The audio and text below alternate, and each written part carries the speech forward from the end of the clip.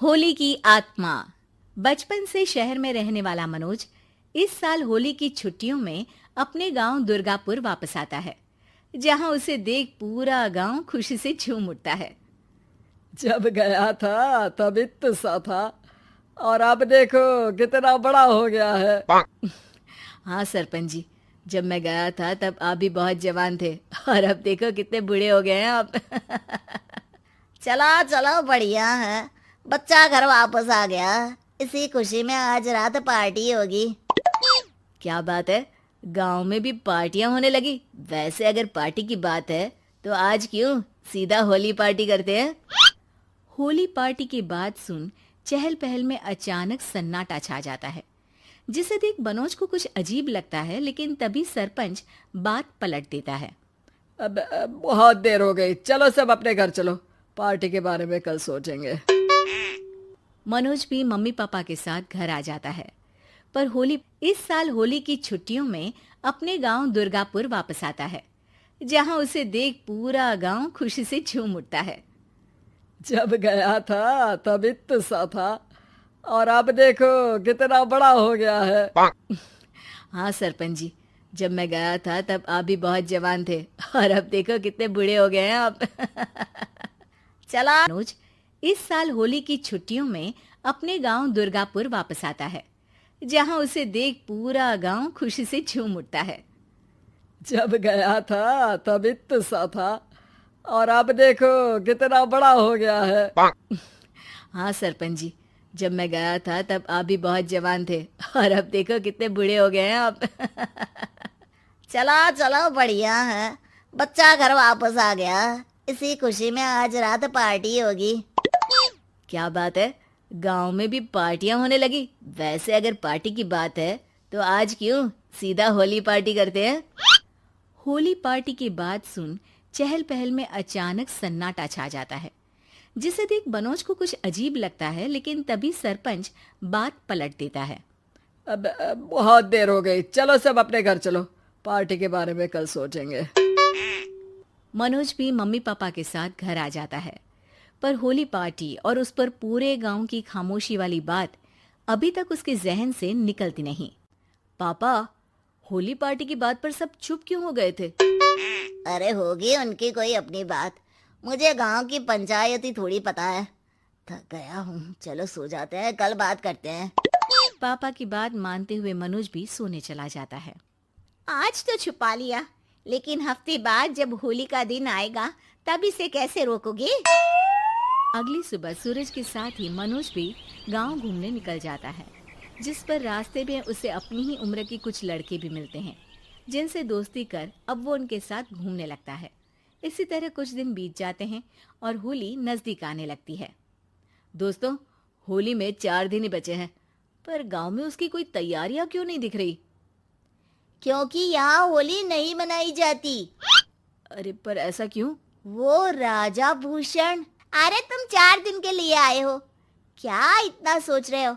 चलो कुछ खाने चलते हैं। इसी के साथ एक बार फिर होली की बात को टलते हुए देख मनोज को शक होने लगता है। वो घर पहुंचते ही इंटरनेट पर अपने गांव और राजा भूषण के बारे में जानकारी निकालने लगता है।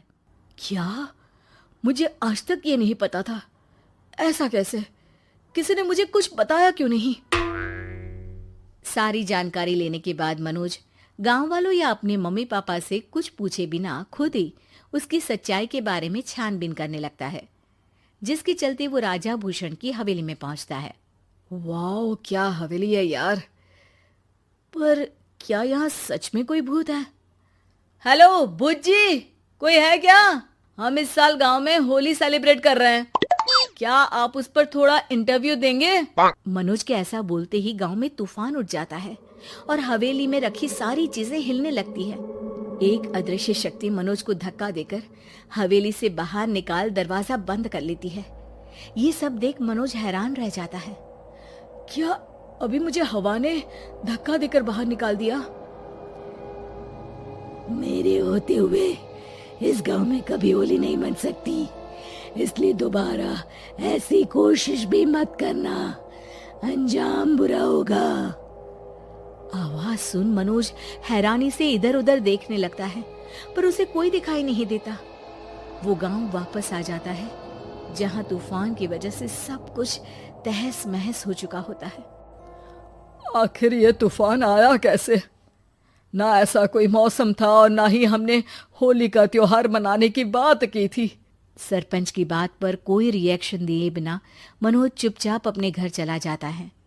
इस तरह देखते ही देखते होली का दिन भी आ जाता है और मनोज रंग लेकर गांव में निकल जाता है, लेकिन गांव पूरी तरह खाली होता है। अरे त्योहार का दिन है, धूमधाम की जगह मातम क्यों मनाया हुआ है? मनोज की आवाज सुन सब अपने घर की खिड़कियां खोल के घर के अंदर से ही उसे वापस जाने के लिए कहने लगते हैं, पर वो किसी की नहीं सुनता। तुझे पहले भी समझाया था, अगर होली खेलने की कोशिश भी की तो अच्छा नहीं होगा। अरे बात मान लो बेटा, तुम्हें सच नहीं पता। मुझे सब पता है। सालों पहले इस राजा ने एक अंधविश्वास फैलाया और आप लोग आज तक उसे मानते आ रहे हो।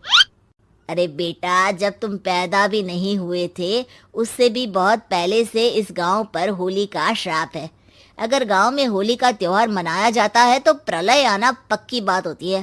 राजा भूषण इस सब में नहीं मानते थे और त्योहार मनाने लगे, जिसके चलते होली वाले ही दिन पहले उनके बेटे की और फिर उनकी मृत्यु हो गई। तभी से गांव की रक्षा के लिए उनकी आत्मा उस हवेली में रह रही है। सबकी बातें सुन मनोज उलझन में पड़ जाता है। सोचना भी मत मनोज, अगर तुमने इस परंपरा को तोड़ने की कोशिश भी की तो उसका परिणाम इस गांव और गांव के लोगों के लिए अच्छा नहीं होगा। मुझे भी यकीन नहीं हो रहा कि आप लोग एक बेतुकी बात को मानकर सालों से रंगों के त्योहार को मातम की तरह मनाते आ रहे हो। मनोज किसी की कोई बात ना मानते हुए पूरे गांव में रंग बिखेर देता है, जिसके तुरंत बाद वहां तूफान के साथ बिजलियां गरजने लगती है। अचानक मौसम में ऐसा बदलाव देख जहां मनोज कंफ्यूजन में आ जाता है, वहीं गांव वाले डर से सहम जाते हैं।